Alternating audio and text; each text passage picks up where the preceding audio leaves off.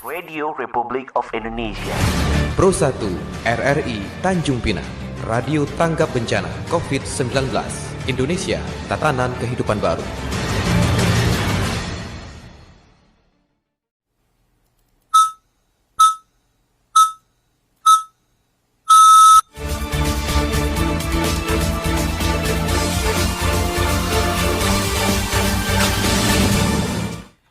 Dari Tanjung Pinang, Provinsi Kepulauan Riau, Radio Republik Indonesia Tanjung Pinang menyampaikan Warta Berita Daerah.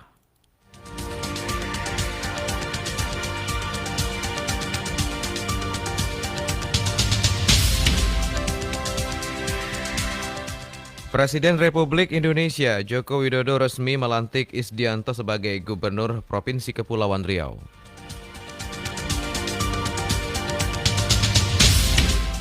Menurunnya jumlah hewan kurban di Kabupaten Lingga karena terdampak wabah COVID-19.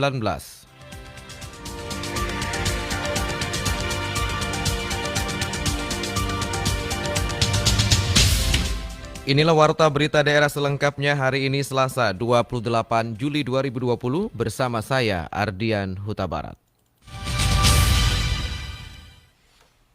Dilantik oleh Presiden Republik Indonesia Joko Widodo Senin sore kemarin, Gubernur Kepulauan Riau Isdianto hari ini pulang ke Tanjung Pinang untuk mengikuti sejumlah rangkaian kegiatan yang sudah disusun.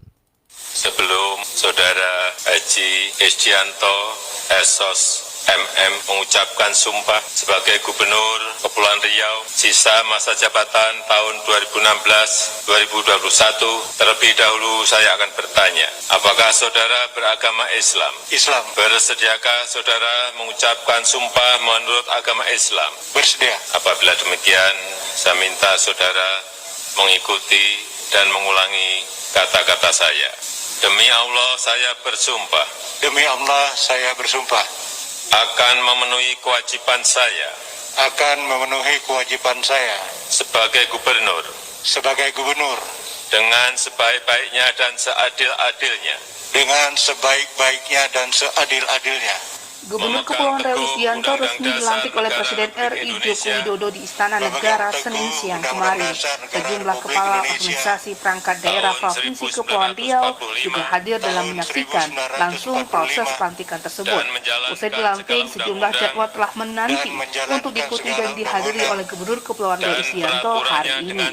Kepada RRI, Sekretaris Daerah Provinsi Kepulauan Riau, Tengku Said Arif Fadilah, saat dihubungi RRI melalui sambungan telepon kemarin mengatakan bahwa Gubernur akan bersama rombongan kembali pagi ini dengan menggunakan pesawat maskapai penerbangan Lion Air. Di bandara nanti, Gubernur beserta rombongan akan disambut dengan pencaksilat dan kompang, kemudian langsung menuju rumah kediaman istri almarhum, mantan Gubernur Kepulauan Riau, Muhammad Sani, yang juga merupakan kakak ipar Gubernur. Karena besok Pak Gubernur akan kembali ke Tanjung Pinang. Sebelumnya beliau akan silaturahmi dulu ke rumah Ibu Aisyah M. Sani, merupakan kakak par beliau, Sani. Nanti selesai dari kepulangan Pak almarhum, kemudian dilanjutkan ke Makam Pahlawan, ziarah ke kuburan almarhum Pak Sani. Dan mungkin setelah itu baru kita di Makam Pahlawan dilanjutkan ke Tawar di daerah. Di waktu penyambutan di bandara sudah dijemput oleh para seluruh lembaga adat Melayu. Lebih lanjut dikatakannya bahwa tidak ada acara syukuran atas pelantikan Gubernur. Hal ini dilakukan untuk menghindari pengumpulan massa dan juga karena situasi pandemi. Namun acara seremonial yang dilakukan adalah tepuk-tepung tawar yang dilakukan di gedung daerah. Tidak, yang penting acara yang dari lembaga adat Melayu mengadakan semacam tepung tawar di daerah. Sebelumnya, usai dilantik kemarin, Gubernur Kepulauan Riau Isdianto juga melakukan pertemuan dengan sejumlah tokoh masyarakat Kepri yang berada di ibu kota negara. Reporter RRI, Erita Fitra Insani melaporkan. Sementara itu dalam undangan pelantikan tersebut tidak dihadiri oleh Ketua DPRD Provinsi Kepulauan Riau Jumaga Nadea. Meskipun secara resmi politisi partai PDIP tersebut mendapatkan undangan resmi dari Istana Negara untuk dapat menghadiri dan menyaksikan langsung proses pelantikan Gubernur Kepulauan Riau Isdianto. Saat dikonfirmasi RRI, Jumaga mengaku tidak hadir dikarenakan ada pekerjaan yang tidak dapat ditinggalkan olehnya. Selain itu juga dikatakan Bamus akan membahas apa agenda penyambutan Gubernur DPRD Kepulauan Riau. Oh tidak, saya ada mimpin pansus rapat LPB APBD. Oh gitu. Kira setelah pelantikan nanti DPRD ada agenda nggak Pung untuk itu terkait pelantikan gubernur atau macam mana? Belum lagi, karena kita juga baru tahu informasinya semalam. Nanti mungkin pasti diagendakan lah dibahas, dibicarakan nanti di Dewan. Oh, ada diparipurnakan juga ya, Pung? Belum tahu nanti Bamus yang membahas, tidak pimpinan.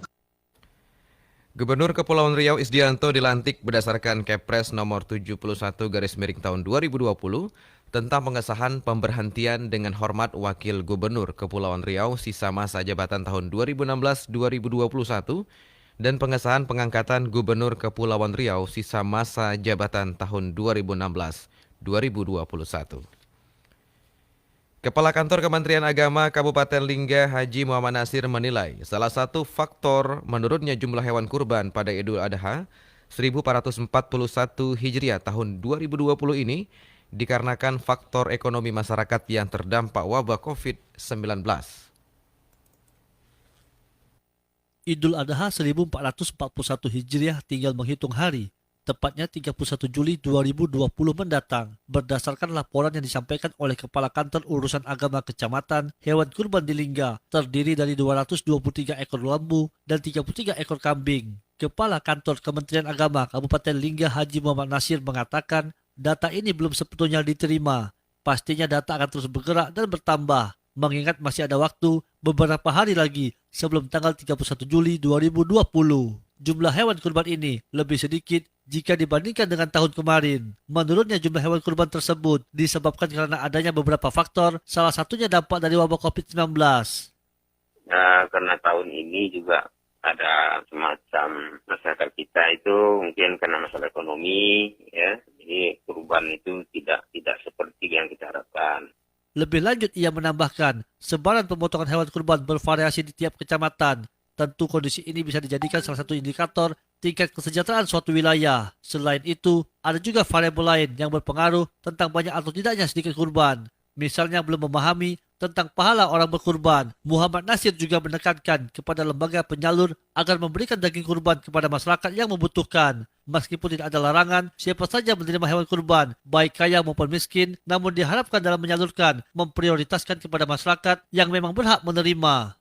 Untuk pelaksanaan kurban, kiranya juga kepada seluruh panitia kurban dapat melakukan pembagian hewan kurban secara representatif dan berkeadilan, sehingga nanti jangan ada masyarakat kita yang terutama yang di pulau-pulau ya tidak merasakan ya menikmati hasil kurban tahun ini. Muhammad Nasir juga mengatakan kepada seluruh panitia kurban dan masyarakat dalam pelaksanaan pemotongan hingga pembagian hewan kurban nantinya dapat mematuhi protokol kesehatan COVID-19. Meskipun hingga saat ini Kabupaten Lingga sudah dinyatakan zona hijau, namun kesehatan masyarakat tetap menjadi prioritas. Reporter Rizpan Badrian, RRI Tanjung Pinang. Dalam waktu 10 jam, sekitar belasan alat penyedot pasir berhasil diamankan tim gabungan di 3 lokasi berbeda di wilayah Kecamatan Gunung Kijang Bintan, Kepulauan Riau. Sekitar belasan unit mesin alat penyedot pasir yang digunakan penambang pasir darat secara ilegal diamankan tim gabungan Kepolisian Resor Bintan, TNI, dan aparatur pemerintah Kabupaten Bintan. Kapolres Bintan AKBP Bambang Sugihartono di Gunung Kijang malam tadi mengatakan operasi penambangan pasir ilegal ini dilakukan di 3 titik di wilayah Kecamatan Gunung Kijang antara lain di Galang Batang, Kawal, dan Malang Rapat. Operasi ini merupakan tindak lanjut dari aduan masyarakat. Guna mencegah aktivitas penambangan pasir ilegal di Bintan, khususnya di wilayah Gunung Kijang, Kapolres Bintan mengimbau masyarakat untuk bersama-sama menjaga lingkungan. Jika terdapat aktivitas tersebut, segera lapor ke kepolisian. Kemudian kita dalam melaksanakan ini mohon dukungan masyarakat karena kita bergerak di sini tadi dari pagi sampai malam. Yang perlu kita antisipasi di daerah tadi sama-sama kita lihat di daerah Niko tadi cukup parah lokasinya. Nanti mohon dukungan dari masyarakat apabila ada informasi mereka masih bekerja di sana akan kita tindak lanjuti kemudian. Kita sama-sama stakeholder akan melakukan tindakan tegas terhadap perusahaan lingkungan tersebut, khususnya di wilayah ini. Di wilayah Niko tadi ada, juga ada. Karena kemudian kalau alat yang di tempat-tempat tadi yang di Galang Batang juga ada. Secara kontinu akan kita cek sama-sama dengan stakeholder, kemudian Babin Kamtipmas juga kita mau serap aspirasi dari masyarakat. Apabila masih kedapatan, kita bergerak lagi untuk continue saling sama-sama mengawasi kegiatan illegal mining ini. Diharapkan dengan adanya ini, pembelajaran yang keras, tidak ada lagi yang mencoba untuk melakukan illegal mining kembali di wilayah kita, karena dampaknya adalah kerusakan lingkungan. Giat operasi terhadap aktivitas penambangan pasir darat ilegal yang dilakukan tim gabungan di wilayah Kecamatan Gunung Kijang ini berlangsung sejak pukul 10 waktu Indonesia Barat pada Senin pagi, hingga berakhir pada pukul 20.00 waktu Indonesia Barat malam tadi. Untuk sementara ini, tim gabungan mengamankan 1 orang yang diduga pelaku penambang pasir ilegal untuk dilakukan pemeriksaan lebih lanjut. Reporter Febriansah, RRI, Tanjung Pinang. Kebakaran yang terjadi di SMA Negeri 3 Tanjung Pinang diduga akibat korsleting listrik dan masih dalam penyelidikan pihak kepolisian. Kerugian ditaksir mencapai sekitar 1 miliar rupiah dan tidak ada korban jiwa. Polres Tanjung Pinang bersama Polsek Tanjung Pinang Barat akan menyelidiki penyebab terjadinya kebakaran di SMA Negeri 3 Tanjung Pinang Senin 27 Juli 2020 sekitar pukul 14 waktu Indonesia Barat. Dugaan sementara penyebab kebakaran tersebut karena arus pendek listrik. Demikian disampaikan Kapolres Tanjung Pinang AKBP Muhammad Iqbal. Menurutnya ada 3 ruangan yang terbakar terdiri dari ruang multimedia, ruang bimbingan konseling, dan ruang musik. Akibat kejadian kebakaran tersebut, kerugian sementara ditaksir sekitar 1 miliar rupiah. Kapolres Tanjung Pinang AKBP Muhammad Iqbal juga menyampaikan pihaknya masih melakukan olah tempat kejadian perkara serta lokasi kejadian telah digaris polisi. Dugaan awal itu dari arus pendek korsleting listrik. Kalau dilihat dari bangunan, ini kelihatannya analisa kita sementara ya, itu kabel listrik yang muatannya nggak, di situ ada 40 komputer, tegangannya panas kelihatannya. Nanti ini lagi kita dalami, makanya kita lakukan evakuasi. Sementara itu, Kepala Satuan Polisi Pamong Praja dan Pemadam Kebakaran Kota Tanjung Pinang Hantoni, yang juga berada di lokasi kejadian kebakaran menyampaikan, pihaknya menerjunkan 4 unit mobil pemadam berkapasitas 5.000 liter. Proses pemadaman hanya sekitar setengah jam dan melakukan proses pendinginan. Polisi Pamong Praja dan Penanganan Kebakaran Damkar kita turunkan 4 mobil untuk pendinginan ini. Dan alhamdulillah kejadian jam 14 lewat 13 menit itu, dan sekarang sebelum tadi pukul 15 itu alhamdulillah api sudah dapat dipadamkan.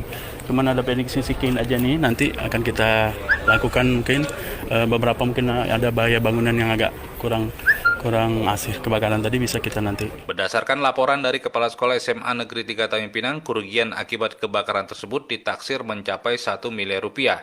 Karena di dalam ruangan yang terbakar tersebut terdapat 40 unit komputer, peralatan musik, serta barang lainnya ditambah bangunan sekolah. Reporter Aryo Wisnu, RRI Tanjung Pinang. Progres mencoklit dan meneliti data pemilih yang dilakukan petugas pemuktahiran data pemilih tahun 2020 di Kabupaten Bintan sudah 68%. Hasil sementara pendataan yang dilakukan petugas pemuktahiran data pemilih PPDP di Kabupaten Bintan dalam mencocokkan dan meneliti coklit data pemilih kepala daerah serentak tahun 2020 di Kabupaten Bintan sudah mencapai 68% sejak dimulai pada 15 Juli 2020.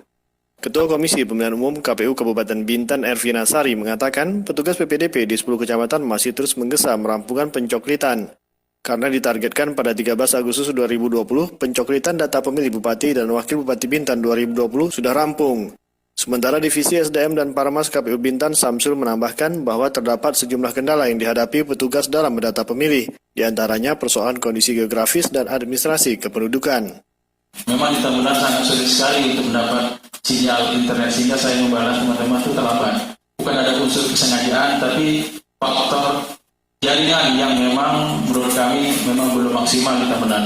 Kita mau ke Tambunan itu untuk mendapat jaringan kita harus ke desa Kampung Hilir, naik ke atas puncak, cari wifi dulu. Itu yang bisa kami lakukan, sehingga ada beberapa yang bisa kami balas, khususnya mereka PPDP. Menurut Divisi SDM dan Parmas KPU Bintan Samsul, KPU Bintan terus melakukan sosialisasi kepada masyarakat untuk menggunakan hak pilihnya dalam menentukan pemimpin Bintan 5 tahun ke depan.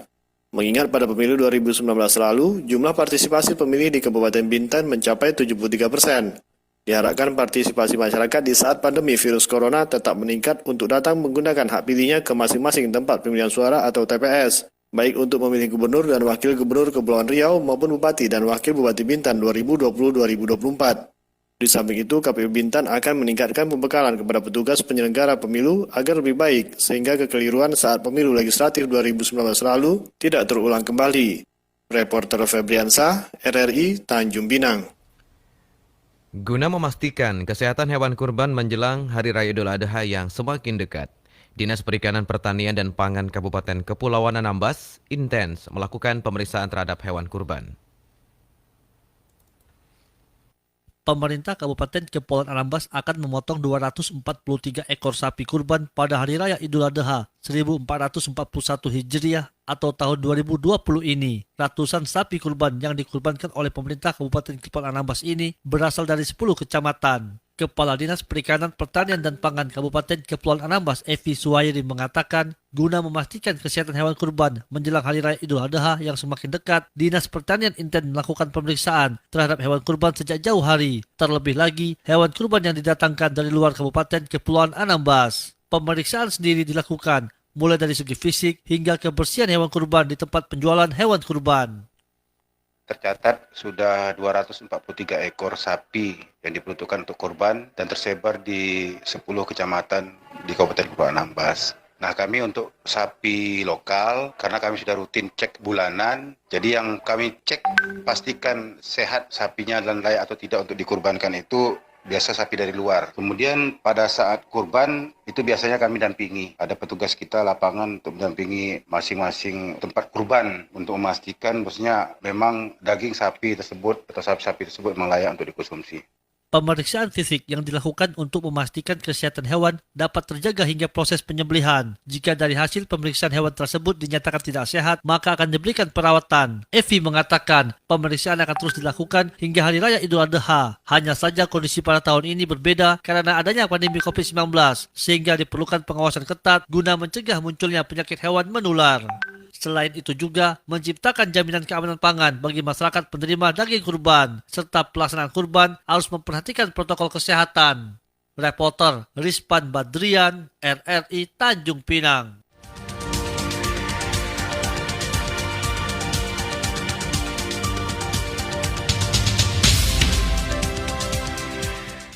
Pendengar, sebelum kami akhiri Warta Berita Daerah pagi ini, kami sampaikan pokok-pokok berita.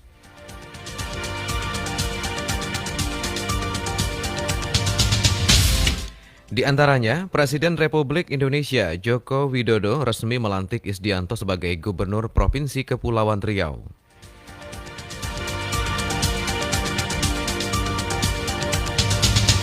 Menurunnya jumlah hewan kurban di Kabupaten Lingga karena terdampak wabah COVID-19. Demikian rangkaian informasi yang kami kemas dalam Warta Berita Daerah pagi ini. Mewakili kerabat kerja yang bertugas, saya Ardian Huta Barat mengucapkan terima kasih atas perhatian Anda. Selamat pagi dan sampai jumpa.